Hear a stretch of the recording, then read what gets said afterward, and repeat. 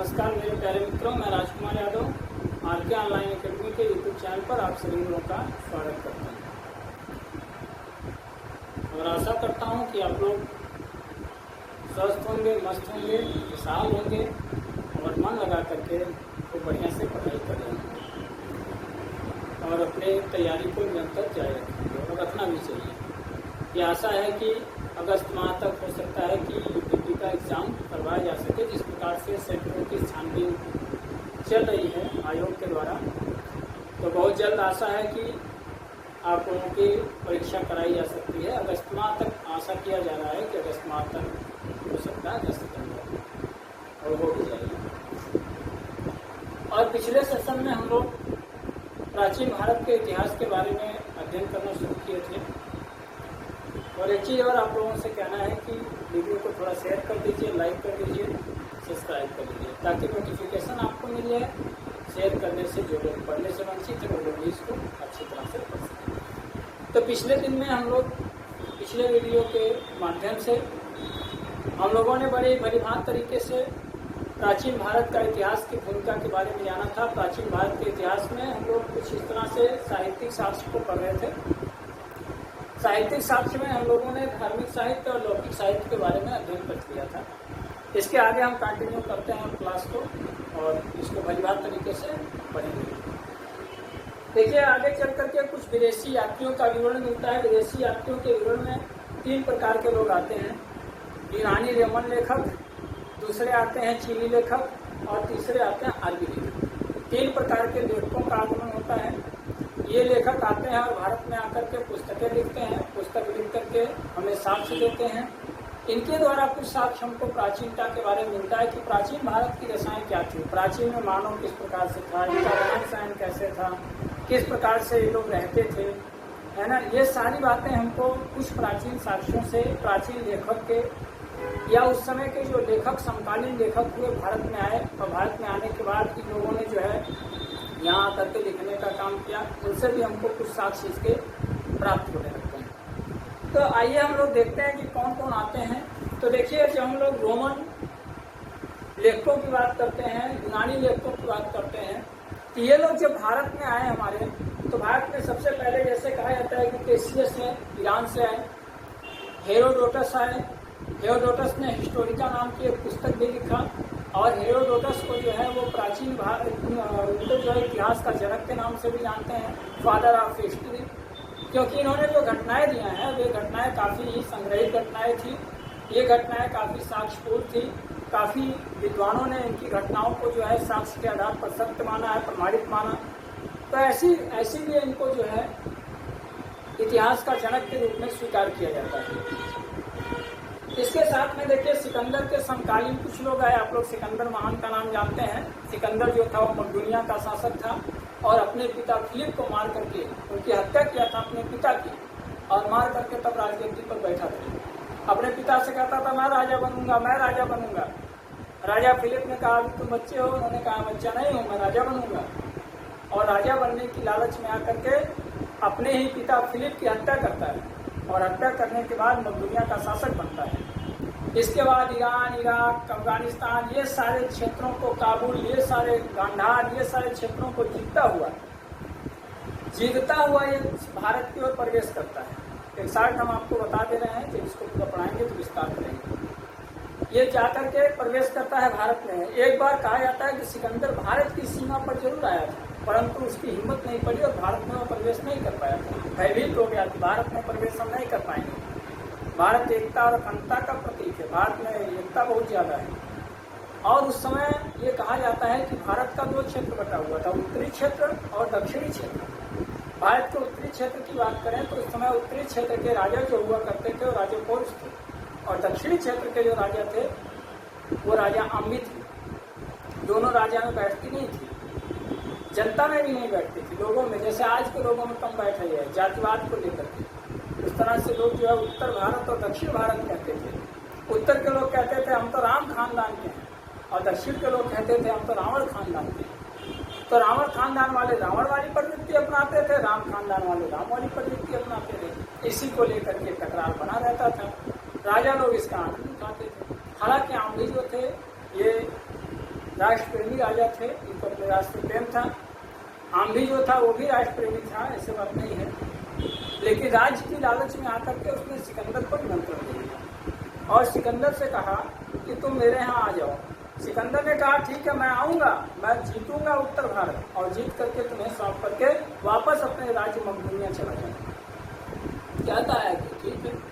और कहा जाता है कि आम्भी की गद्दारी के कारण, राजा आम्भी की गद्दारी के कारण सिकंदर भारत में प्रवेश कर जाता है, हिंदुकुश पर्वत को पार करता है और पार करने के बाद दर्रेस से होते हुए ये भारत में प्रवेश करता है और वहीं पर आम्भी इनको भेड़ बकरियों के साथ लेकर के स्वागत में जाता है।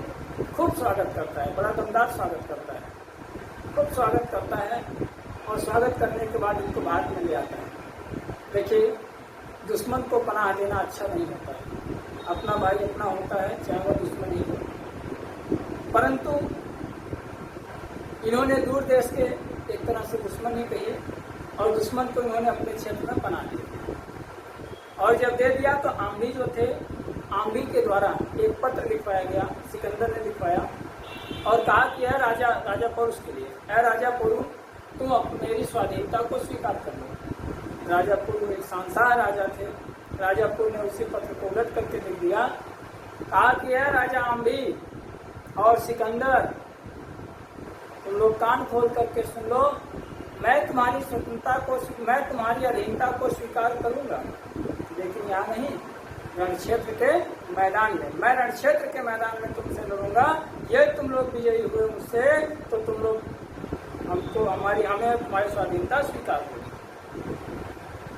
सिकंदर घबरा जाता है, कहता है इतनी हिम्मत, जानते हुए कि सिकंदर आया है जो पूरे विश्व को जीतना चाहता है, उसके सामने इतनी हिम्मत, ठीक है हम आक्रमण करेंगे। रात्रि का समय था, झेलम नदी का किनारा था और उसी झेलम नदी के किनारे तीन ओर से सेनाएं बढ़ जाती है वितस्ता नामक स्थान पर। वितस्ता, उस नदी का पूर्ण नाम वितस्ता नदी, इसीलिए उसको वितस्ता का युद्ध के नाम से जानते हैं। उसी वितस्ता नदी के किनारे सेनाएं अपनी 3 टुकड़ियों में छोड़ देता है, कहता है कि 3 टुकड़ियों में जाओ, 3 ओर से पूरे राज्य को घेर लो। 3 ओर से राजा पुर को घेर लेते हैं। रात्रि का समय था, हालांकि पूर्व सूचना को पा करके राजापुर ने तैयारियां अपनी कर ली थी। राजापुर ने आगे सबसे पहले यही गलती कर बैठे कि सबसे पहले आगे इन्होंने हाथी लगा दिया, हाथी के पीछे जो है घुड़सवारी वो लगा दिया, रथ लगा दिया, रथ के पीछे घुड़सवारी लगाया और घुड़सवारी के पीछे पैदल लगा दिया। यही तो इनकी सबसे बड़ी गलती कर बैठे, क्योंकि बारिश हुआ था, दलदल का मौसम था, हाथी दलदल में तेज दौड़ नहीं पाता, घोड़े का रथ फंस गया, चक्का उसका फंस गया, घुड़सवारी पीछे रह गई, पैदल सेना सबसे पीछे रह गई। युद्ध शुरू हुआ। सिकंदर ने कहा कि अगर किसी परिवार का विनाश करना है तो उस परिवार के किसी एक सदस्य को मत मारो, बल्कि उस परिवार का जो मुखिया उसे समाप्त कर दो, परिवार ऑटोमेटिक समाप्त हो जाएगा। सिकंदर इतना भाई दिमाग तो था ही उसके पास। अब सिकंदर क्या कहता है कि सिकंदर ने कहा कि अगर पूरी सेना को हराना है तो पूरी सेनाओं से लड़ने की क्या जरूरत है, बाढ़ साधो और हाथी के मस्तक पर मारो। और जब बाढ़ साध करके हाथी के मस्तक पर मारना शुरू किया सैनिकों ने, सिकंदर के सैनिकों ने, तो हाथी पागल हो गया और अपने ही लोगों को रौंदना शुरू कर दिया। और उधर पीछे रथ फंस गया, हाथी अपने ही लोगों को रौंदने लगा, घुड़सवारी वाले आगे बढ़ नहीं पाए, पैदल वाली सेना पीछे रह गई। अंतोगत्वा को मिला करके राजापुर जो है पराजित हो गए। जब राजापुर पराजित हो गए तो राजापुर को की पराजय हो गई, राजापुर पराजित हुआ पूरी तरह से। और राजापुर को सिकंदर अपने सामने बुलवाता है, कहता है कि है राजापुर, तब तो मैं तुमको कह रहा था कि मेरी स्वाधीनता को स्वीकार कर लो, तो तुमने कहा रण क्षेत्र के मैदान में, अब बताओ तुम्हारे साथ क्या सलूक किया गया। राजापुर एक महान राजा थे। राजा ने कहा है सिकंदर, तुम भी एक राजा हो, मैं भी एक राजा हूँ, जो सलूक एक राजा दूसरे राजा के साथ करता है वही सलूक तुम मेरे साथ। सिकंदर चल रहा जाता है, पसीना पसीना हो जाता है, कहता है ऐ सिकंदर, ऐ राजापुर, और उस पुर को पुर भी कहते हैं, अगर तुम्हारे ही जैसा राजा इस भारत में होता, ये भारत कभी किसी का गुलाम नहीं। कह करके जब जाने लगता है बाद में, तो राजा कुल के उस भाग को वापस भी करता है। तो इसका हम विस्तार आगे पढ़ेंगे। ये सिकंदर के समय में भी 3 लेखकों का आगमन हुआ था। निर्याकस था, आने श्रीकृष्ण था और आष्टोबुलस था।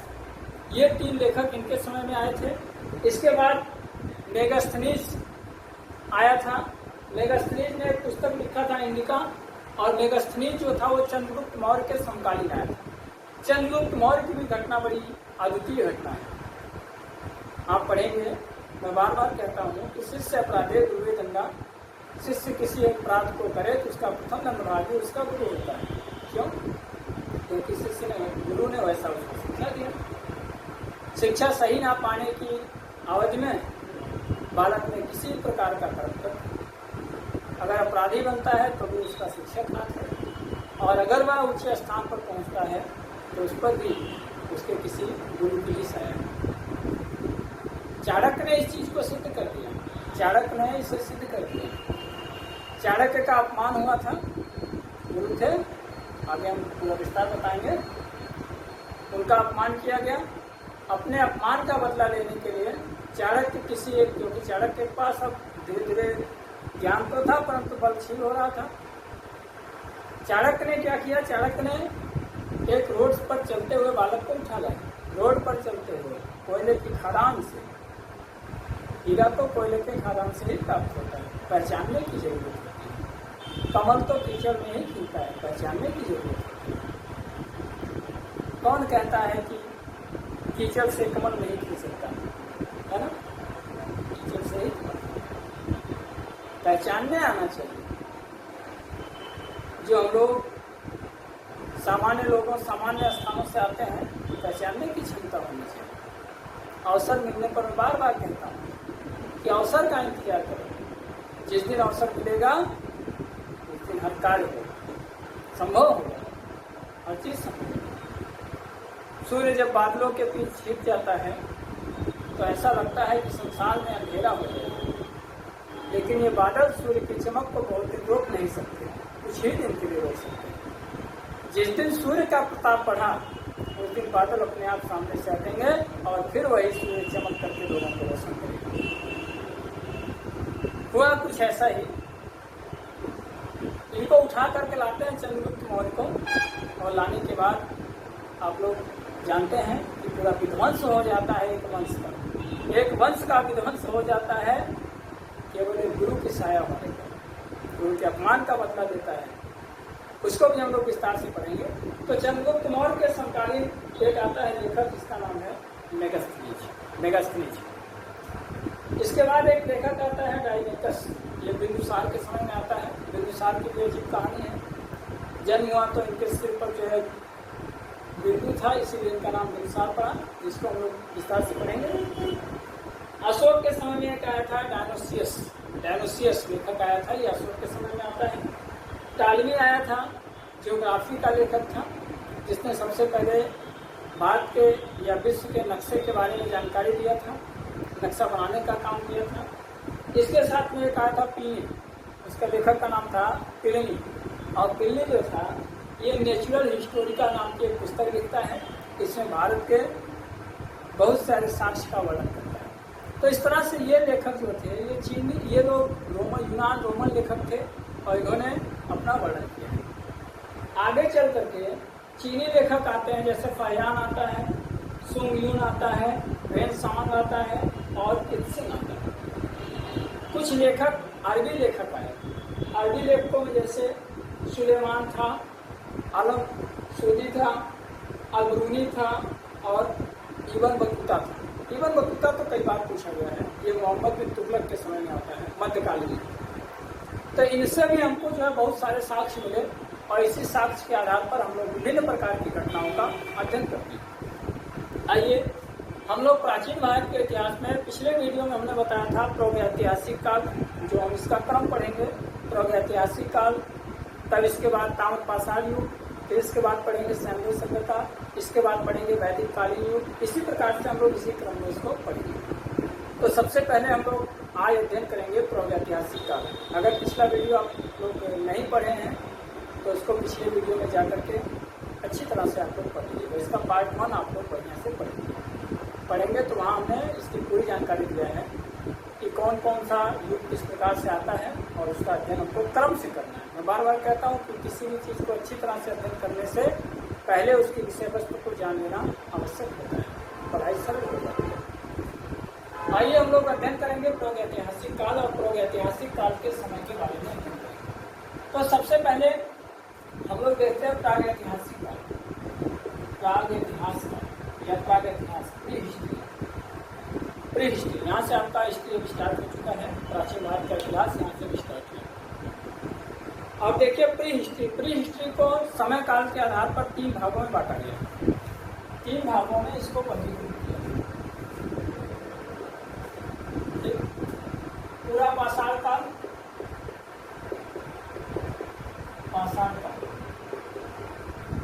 फिर मध्य पाषाण काल,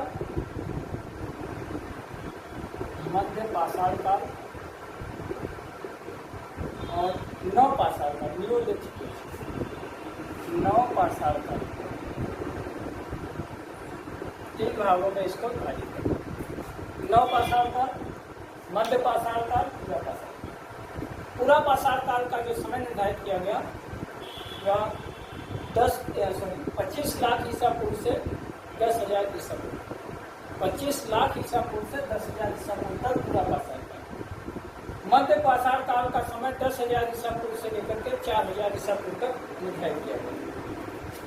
नव पाषाण काल का समय 4,000 ईसा पूर्व से लेकर के 1,000 ईसा पूर्व तक निर्धारित किया गया। ये विद्वानों ने दिया है, जो विद्वान हुए जिन्होंने इतिहास का साक्ष्य लिया, उन्होंने इस समय को निर्धारित किया।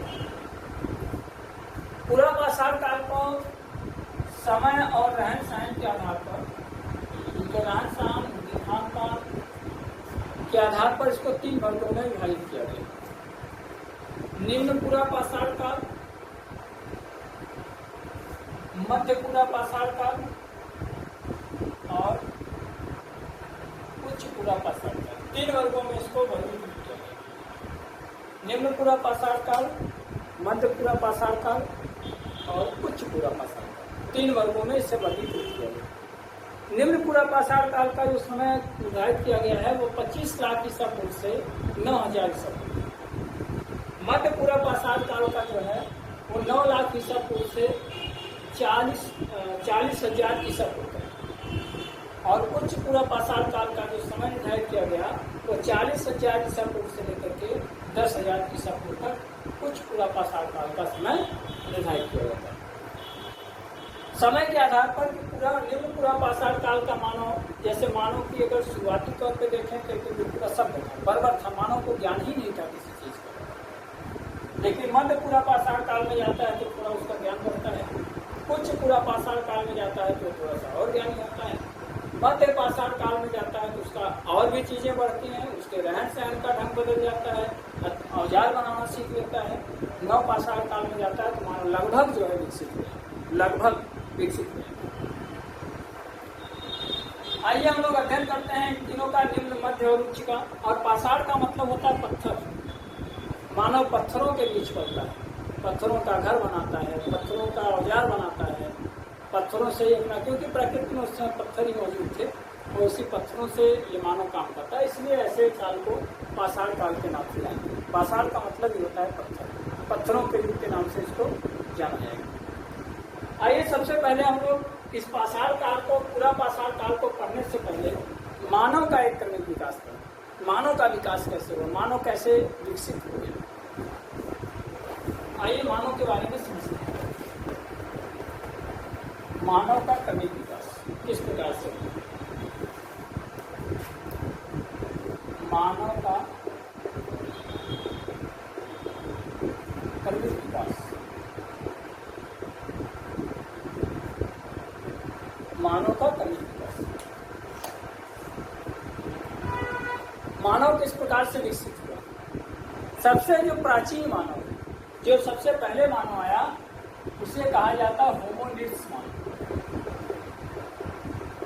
और होमोनिड्स मानव जो था, इसी मानव को आदि मानव के नाम से जानते हैं, आदि मानव के नाम से जानते हैं। और ये सबसे पहले जो है वो अफ्रीका महाद्वीप पर पाया गया था। अफ्रीका महाद्वीप पर सबसे पहले इस मानव को पाया गया था। यह मानव अफ्रीका महाद्वीप पर मिला, इसे आदि मानव के नाम से जानते हैं। होमोनिड्स मानव बिल्कुल बर्बर मानव था, असभ्य मानव था। इसको ज्ञान नहीं था किसी चीज का। चलता भी था तो 2 हाथ 2 पैर चारों से चलता था, 2 पैरों से नहीं चलता था, झुककर नहीं चलता था, चारों पैर से चलता था। सिर इसका बड़ा था, आगे निकला हुआ था। अजीब तरह के इसके शरीर की आकृति थी, शरीर जो है अजीब तरह का इसका बना हुआ था। होमोनिड्स। इस मानव के बाद एक मानव का विकास होता है जिसे कहते हैं रामापिथेक्स मानव। रामापिथेक्स मानव, रामापिथेक्स मानव जो आता है, रामापिथेक्स, यह मानव ये इसकी अपेक्षा थोड़ा विकसित मानव, इसकी अपेक्षा यह मानव जो था यह आधा झुक कर चलता है, आधा झुक कर चलता है।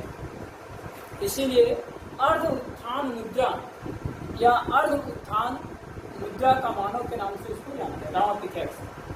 और यह दक्षिण अफ्रीका के जंगलों में पाया गया था सबसे पहले। इसको दक्षिण अफ्रीका के जंगलों में सबसे पहले देखा गया। इसके बाद एक मानव आता है ऑस्ट्रेलोपिथेक्स मानव। ऑस्ट्रेलोपिथेक्स मानव, ऑस्ट्रेलोपिथेक्स मानव जो था, यह मानव रामापिथेक्स मानव की अपेक्षा थोड़ा ठीक ठाक। इसे दक्षिणी मानव के नाम से जानते हैं, दक्षिणी मानव के नाम से जानते हैं। यह एक ऐसा मानव था, ऑस्ट्रेलोपिथेक्स मानव, जो सबसे पहले खड़े होकर चलने की प्रक्रिया को अपनाया था। सबसे पहले खड़े होकर चलने वाला मानव ऑस्ट्रेलोपिथेक्स मानव। इसे दक्षिणी मानव के नाम से जानते हैं, इसे आद्य मानव के नाम से जानते हैं, इसे प्रोटो मानव के नाम से जानते हैं। इसके बाद जो मानव विकसित हुआ, आप इसको अगर नोट कर रहे हैं तो नोट करें, इसको इरेज करते हैं। इसके बाद जो मानव आता है ऑस्ट्रेलोपिथेक्स, तो देखिए एक बार फिर से, होमोनिड्स मानव यह आदि मानव था। यह दक्षिण अफ्रीका में पाया गया था, दक्षिण अफ्रीका महाद्वीप में पाया गया था। एक तरह से कहिए अफ्रीका में ही पाया गया था। यह मानव जो था बिल्कुल असभ्य था, बर्बर था, किसी चीज का ज्ञान नहीं था, रहन सहन का ज्ञान नहीं था, खान पान का ज्ञान नहीं था, बिल्कुल नग्न अवस्था में रहता था। रामापिथेक्स मानव आता है कि थोड़ा झुक करके चलना प्रारंभ किया। इसी को जो है अर्ध उत्थान मुद्रा का मानव के नाम से भी जानते हैं, अर्ध उत्थान मुद्रा नाम से भी इसको जाना जाता है। ऑस्ट्रेलोपिथेक्स मानव जो था ये सबसे पहले दक्षिणी मानव के नाम से जाना गया। इसे आद्य मानव के नाम से जानते हैं, इसे प्रोटो मानव के नाम से जानते हैं। इस मानव ने सबसे पहले खड़े होकर के चलने का प्रयास किया था और सबसे पहले खड़े होकर के चलने वाला मानव ऑस्ट्रेलोपिथेक्स मानव। इसके बाद जिस मानव का विकास होता है वह मानव कहलाता है होमो हैबिलिस मानव। इस मानव का विकास होता है, ऊपर के क्रम में ही रहेंगे, होमो हैबिलिस मानव। होमो हैबिलिस, होमो हैबिलिस मानव एक ऐसा मानव है जिस मानव ने सबसे पहले औजार बनाने का काम किया था। नाम से ही स्पष्ट हो रहा है, होमो हैबिलिस। होमो हैबिलिस सही लग रहा है, कुछ हैवी काम किया है ना। तो होमो हैबिलिस मानव जो था ये औजार बनाने का काम किया सबसे पहले। औजार जो बनाया था वो पत्थरों का बनाया था। क्वार्ट्जाइट नामक पत्थरों का सबसे पहले प्रयोग मानव ने किया था और उसी क्वार्ट्जाइट पत्थर से ही मानव ने सबसे पहले हथियार बनाने का काम किया था। होमो हैबिलिस मानव जो था, इस मानव को कारीगर मानव कहा जाता है। इस मानव को कारीगर मानव के नाम से भी जानते हैं क्योंकि ये वही मानव है जिसने सबसे पहले हथियार बनाने का काम किया था, औजार बनाने का काम किया था, पत्थरों का ही सारा औजार बनाया था। इसके बाद मानव आता है होमो इरेक्टस मानव। होमो इरेक्टस मानव, होमो इरेक्टस मानव जो था यह मानव काफी ज्यादा विकसित मानव था। यह एक ऐसा मानव है जिसको बुद्धिमान मानव के नाम से जानते हैं, जिसे हम लोग कहते हैं बुद्धिमान मानव। बुद्धिमान मानव, ये मानव, इस मानव ने सबसे पहले ये मानव कहाँ पाया गया था? ये मानव अगर पूछे कहाँ मिला था तो जर्मनी में मिला था। जर्मनी में एक स्थल है निएंडर घाटी स्थल। हमने आपको बताया था घाटियों का निर्माण कैसे होता है। जब हम भूगोल का क्लास ले रहे थे तो आप लोगों को हमने ज्योग्राफी के क्लास में इस चीज़ को स्पष्ट किया था, घाटियाँ किसे कहते हैं, पहाड़ों के बीच घाटियाँ कैसे बनती हैं, नदी घाटी किसे कहते हैं, सारी बातें मैंने आपको बताई और अच्छी तरह से आपको। तो देखिए होमो इरेक्टस मानव जो है ये कहाँ पर पाया था, निएंडर स्थल घाटी जो जर्मनी की एक प्रसिद्ध घाटी है, वहाँ पर सबसे पहले इसको पाया गया था। और ये वही मानव है जिस मानव ने सबसे पहले अग्नि का आविष्कार किया था। बात करते हैं अग्नि का आविष्कार। देखिए जो अग्नि का आविष्कार हुआ या तो एक आप कह लीजिए संयोग था। अचानक बताया जाता है कि जंगलों में बहुत भीषण आग लगी, बहुत भीषण आग लगी। और जब भीषण आग लगी तो आग लगने के बाद चूंकि मानव का आकर्षण लाल रंग बहुत होता है, लाल रंग आकर्षण होता है, आप लोग भी लाल रंग देखते हैं तो उधर ही चल पड़ते हैं कि आखिर लाल लाल क्या है, वो लाल रंग कैसा है, उसकी तरफ सुबह का सूर्य लाल होता है, शाम का सूर्य लाल होता है, देखने कितना अच्छा लगता है। तो लाल रंग आकर्षण का केंद्र होता है क्योंकि इसमें वैज्ञानिक तौर तरीके पर तरंगदैर्घ्य अधिक पाया जाता है, इसलिए लाल रंग आकर्षण का केंद्र होता है। छोटे बच्चे देखिए जब कपड़ा खरीदने जाएंगे तो लाल वाला ज़्यादा पसंद आएगा, कोई सामान खरीदेंगे लाल वाला ज़्यादा पसंद आएगा। तो लाल रंग आकर्षण का केंद्र होता है। मानव ने क्या किया, मानव जो है ये मानव पहले लाल रंग का जब अग्नि देखा प्रज्वलित होते हुए तो दौड़ करके पहले अग्नि को गले लगाने का प्रयास किया, इसको पकड़ लें, सारा इकट्ठा कर दें, क्या है ये लाल रंग। जब ये इकट्ठा करने का प्रयास किया तो जलने लगा। जब मानव जलने लगा तो इसको दर्द का एहसास हुआ। 4 संवेदनाएं, प्रेम, क्रोध, पीड़ा, भय, प्रेम, क्रोध, पीड़ा, ये 4 संवेदनाएं मनुष्य को जन्मजात होती है, जन्म से ही मनुष्य के अंदर निहित होती है। भय डर लगना, क्रोध गुस्सा होना, प्रेम स्नेह करना पहचानना, और क्रोध पीड़ा दर्द का एहसास करना। मानव को जब यह आग जली तो इसको दर्द का एहसास हुआ, और जब दर्द का एहसास हुआ तो मानव को पता नहीं था कि आग से हम जल रहे हैं, मानव को ऐसा कोई ज्ञान तो था नहीं। तो मानव ने क्या किया, मानव ने ऐसा कुछ इतिहासकार बताते हैं, तो मानव ने क्या किया, वहां से भागने का प्रयास किया, हट गया वहां से। और जब इसको भूख लगी, खूब भूख लगी जब, तो चूंकि जानवर भी इसमें जल कर मर चुके थे, अतः मानव अब करता तो क्या करता, इसलिए मानव ने क्या किया, वो जले हुए चीजों को खाने का प्रयास किया। जब खाया जली हुई चीजों को, उसको स्वादिष्ट लगा तो मानव ने उनको इकट्ठा किया और इकट्ठा करके उसको खाने का प्रयास करने लगा। आगे चल करके धीरे धीरे मानव को जब अच्छा लगा तो मानव ने धीरे धीरे विकास किया। और ये आग लगी कैसे थी जंगलों में, तो चूंकि मोटी मोटी टहनियाँ थी लकड़ियों की, आपस में टकराई, घर्षण हुआ, घर्षण के कारण चिंगारी निकली, चिंगारी निकली तो फैल गई, फैलने से आग लग गई, ऐसा बताया जाता है।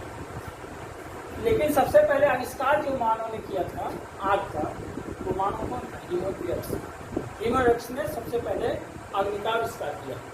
और इसका कपाल का साक्ष्य इसका मिलता है हथनौरा से। प्रश्न पूछिए कि होमो इरेक्टस मानव का कपाल कहाँ से मिलता है, तो बताएंगे हथनौरा से। ये अपने बगल हथनौरा से नहीं बताएंगे फुलपुर वाले, बल्कि हथनौरा से कहाँ से मिलता है, ये मध्य प्रदेश में एक स्थल है हथनौरा, वहाँ से मिलता है। ये तो कुछ लोग कमेंट कर देंगे कि सर जी हमारे गांव में हथनौरा से, नहीं, आपके गांव से नहीं मिला था, मध्य प्रदेश से मिला था। मध्य प्रदेश में एक स्थल है, आपके गांव में बहुत चीज़ें प्रसिद्ध हैं हथनौरा में, लेकिन यहाँ से मिला है। इसके बाद एक है होमो सैपियंस, मानव का जो विकास हो, यही है होमो सैपियंस। ये वैज्ञानिक कारण, वैज्ञानिक नाम मानव का। होमो इसका वंश है और सैपियंस इसकी जाति। जब हम धर्म के आधार पर बांटते हैं तो तमाम जातियां हमको नजर आती हैं, लेकिन ये धर्म की जाति नहीं है, यह जाति वैज्ञानिक जाति है।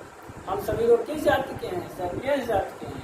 हमारी कोई निर्धारित जात नहीं है कि हम लोग यादव हैं तो हम लोग जो है सिंह हैं की हैं, और ये सब धर्म के आधार पर हम लोग केवल एक जाति के हैं।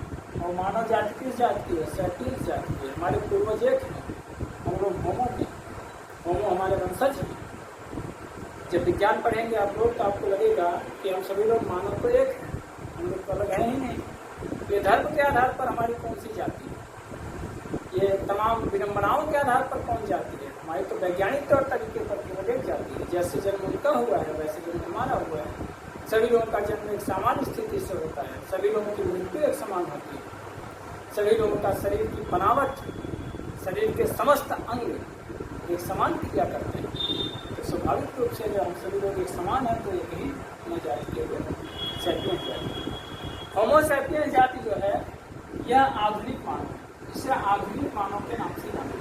आधुनिक मानव तो प्रश्न पूछिए कि आधुनिक मानव, तो बताएंगे होमोसैपियंस। होमोसैपियंस को आधुनिक मानव के नाम से जाना है। होमोसैपियंस मानव ये वही मानव है जिसने आज वर्तमान में पृथ्वी से लेकर चंद्रमा तक पहुंचने का आविष्कार कर दिया, तमाम विकास किया है, ये होमोसैपियंस मानव। और होमोसैपियंस मानव ने सबसे पहले, अगर इसका समय काल पूछे कि कब ये मानव का उदय माना जाता है, तो लगभग इसका उदय 40,000 ईसा पूर्व के आसपास इसको माना जाता है होमोसैपियंस मानव। और यह मानव भी वहीं से निएंडर घाटी से मिला था, जर्मनी से मिला था, वहीं से इसका कुछ साक्ष्य मिलता है। मानव ने सबसे पहले दाह संस्कार किया, मानव ने धीरे धीरे विकास किया, आज तक जो विकास हो रहा है ये सब इसी मानव के लिए होमोसैपियंस। ठीक है, ये मानव का इतिहास है। आगे हम लोग बात करेंगे कि कुछ बातें हमको मिलती हैं, जैसे मानव का सबसे पहले इन सारी घटनाओं को जो आप बता रहे हैं या जो हम लोग जानते हैं, ये सब कहाँ से कौन से घटना है। तो एक अंग्रेज था जिसका नाम था प्राइम रोज, एक पुरातात्विक विज्ञान था, इसका नाम था प्राइम रोज। सर्वप्रथम इन स्थलों की घटना देने का काम प्राइम रोज ने किया, ये अंग्रेज विद्वान। इसके बाद इनको व्यवस्थित किया था, क्रमबद्ध करने का काम किया था मार्टिमर व्हीलर महोदय ने। सबसे पहले मार्टिमर व्हीलर महोदय ने इसको क्या किया, क्रमबद्ध किया, जो इन्होंने स्थलों के लिए, और इसको अपनी पुस्तक में छापने का काम किया था स्टुअर्ट पिगट। स्टुअर्ट पिगट ने प्री हिस्टोरिका इंडिया नाम की एक पुस्तक लिखा, और इसी पुस्तक में सबसे पहले इन्होंने इसको देने का काम किया। इस प्रकार से हमने मानव के बारे में प्रबल विकास को पढ़ लिया। आइए हम लोग थोड़ा सा शुरू करते हैं आज प्रागैतिहासिक काल की बात। प्रागैतिहासिक काल, और प्रागैतिहासिक काल में सबसे पहले हम लोग पढ़ेंगे पूरा पाषाण काल। पूरा पाषाण काल, पूरा पाषाण काल से किस प्रकार से मानव था, इसका समय सीमा क्या थी। इसका समय सीमा था 25 लाख ईसा पूर्व से लेकर के 10,000 ईसा पूर्व तक का इसका समय सीमा माना जाता है। और यहाँ का मानव किस प्रकार का था, तो सबसे पहली बात तो जानिए कि यहाँ का मानव जो था वो एकदम असभ्य था। सभ्यता नाम की चीज नहीं थी मानव के पास, क्योंकि एकदम असभ्य मानव था इस समय का। ये कहीं भी रह लेता था, कहीं भी घूमता